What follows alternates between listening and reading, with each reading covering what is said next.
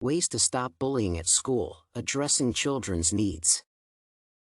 School bullying is among some of the most problematic issues that are extraordinarily difficult to tackle in the school environment.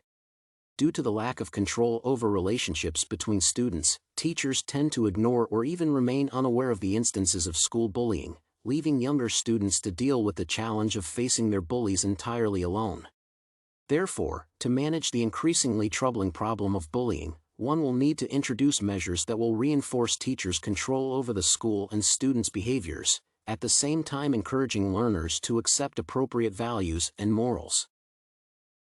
The causes of bullying typically originate from the strong presence of inequality within a community along with the presence of a rigid social hierarchy.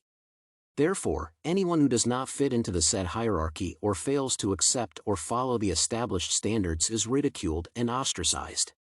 Bullying affects people on a very deep level, costing them their self-esteem and often resulting in psychological or emotional trauma. Therefore, putting an end to bullying at school is crucial to the well-being of all those involved. The lack of control that teachers have over students' interactions with each other might be one of the factors contributing to bullying.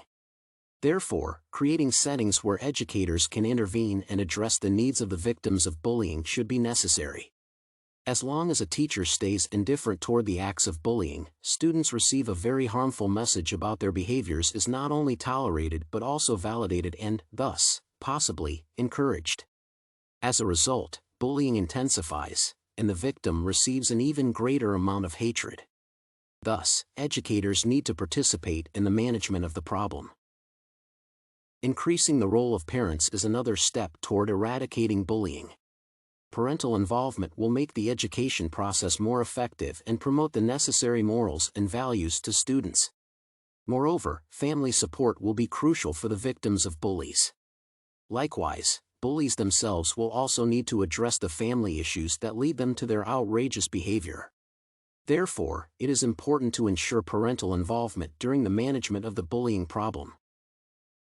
Finally, an open dialogue along with the reconsideration of the values and standards that are being promoted to children at schools should be regarded as an important starting point for addressing the problem of bullying.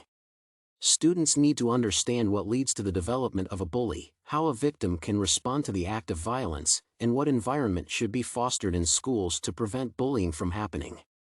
Once learners recognize the key drivers behind bullying, the very act of it will become alien to the nature of students and their understanding of communication. The third option is by far the most painstaking yet the most efficient since it helps to shape learners' behavior with the help of a conscious change. As soon as students become aware of the motivations of a bully, they will be highly unlikely to engage in the said type of behavior. However, applying the techniques based on discussions and student education is expected to work best when combined with the previous two models. Increasing the involvement of teachers and parents is instrumental since children need the support of adults and their guidance when changing such a scale. Bullies will require just as much assistance as their victims since the former is likely to use violence against their peers due to intrinsic psychological and emotional issues. By introducing a stronger leadership model that will enhance the control over students and promote different models of interpersonal relationships to them, one will handle the issue of bullying in schools. Although eradicating the phenomenon is hardly possible, the premises for it to thrive in the school environment will finally be destroyed. Thus, students will be able to promote trust and cooperation as the basis for interpersonal relationships instead of introducing a complex social hierarchy into the school setting.